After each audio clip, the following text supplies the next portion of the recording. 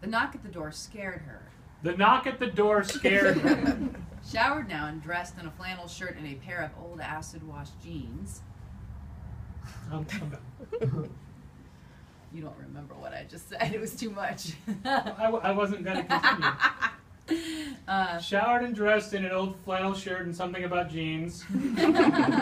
She made her way through the living room, finding that the sunlight streaming through the skylights gave the space a hazy, ephemeral quality, like looking at the world through a layer of gauzy cotton fabric, or a camera lens greased with Vaseline, see, it's not dirty, in an attempt to blur the edges of an already dreamlike reality. Yet. A second knock on the door made Lise jump. She stopped at the stone fireplace to scoop up the black wrought iron poker and held the makeshift weapon aloft, feeling its heft in her hand.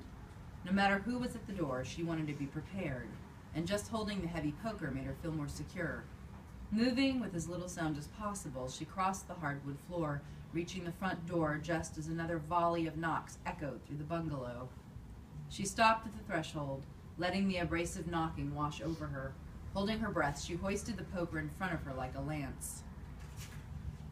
"I have a weapon, but I don't want to hurt you," she yelled, her words ringing with what she hoped was authority.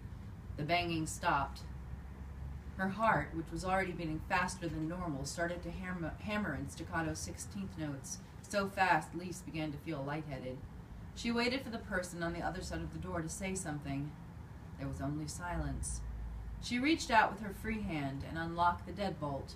Her other arm was shaking from the effort of holding up the poker, so she let the weapon drop to her side. But that didn't mean she couldn't brandish it again at a moment's notice. I'm an idiot, Lise thought. I should go call the police. Only a stupid scream queen opens the door when there's clearly something monstrous waiting on the other side. She grasped the handle and turned, but didn't open the door. Instead, she stood there, hand on the cold metal, willing herself not to be a coward. She slowly began to count to 10 under her breath, steeling herself to rise to the occasion, and as the number 8 passed her lips, she threw open the door. There was no one there. Of course there wasn't. She sagged in the doorway, and the adrenaline, which up until a few seconds earlier had been coursing through her veins like fire, evaporated. She felt nauseated and weak with exhaustion, her legs boiled noodles that could barely hold her up. Black dots flickered at the edge of her vision, and if she hadn't just downed 2 espressos worth of coffee, she might have given in to her body's demands and passed out. Then she noticed the tarot card poking out from underneath the woven sisal doormat. She knelt down, her fingers sliding the card from its resting place. She held it up so she could get a better look at the Fool from the Rider-Waite tarot deck. She turned the card over and saw someone had scrawled a message in black pen on the back. Beware the Fool.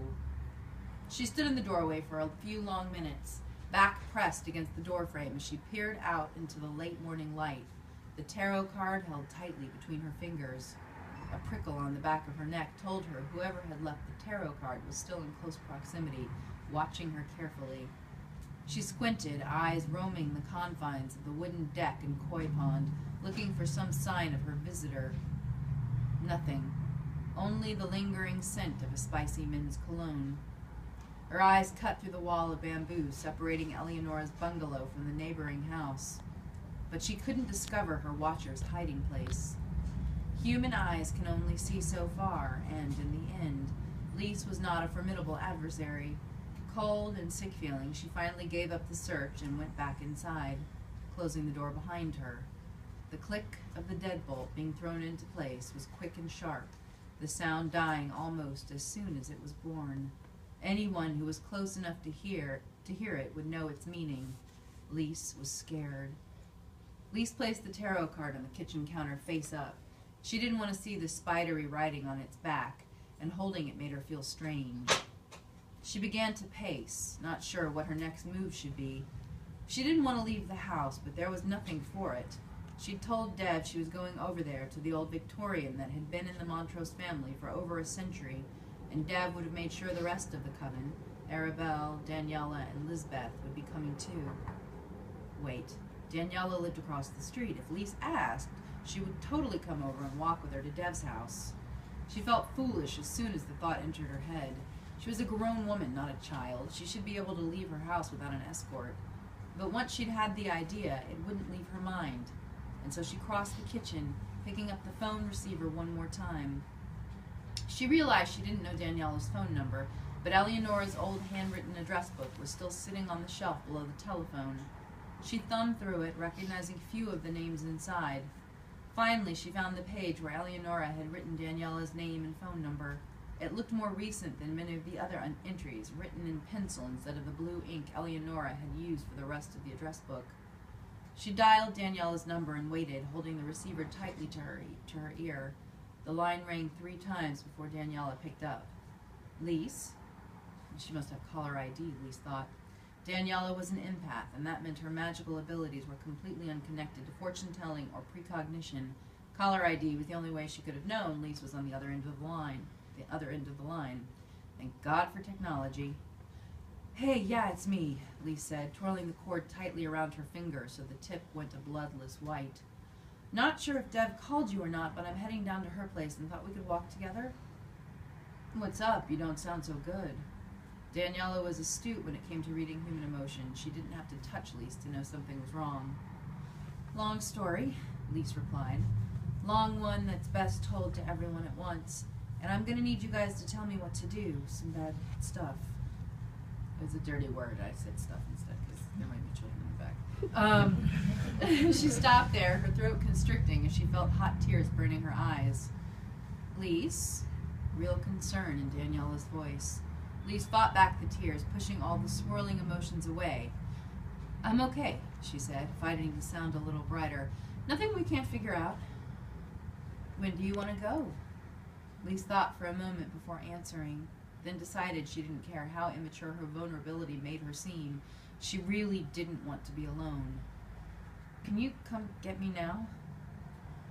She hung up the phone and felt better almost immediately. The coven mates Lise inherited from Eleonora were more than just friends now, more than family even. It was as if they'd become a part of her soul.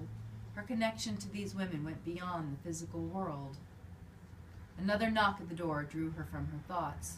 But something was wrong. It was too soon. There was no way Daniela could have gotten ready and made her way over to the bungalow in such a short amount of time. True, Daniela only lived across the street, but in her gut, Lise knew the petite, rainbow-haired woman was not the person standing outside. The knock came again, and Lise grabbed the poker, moving to the door. She pressed her palm against the wood. Go away! I'll call the police if you don't get out of here. I'll leave it.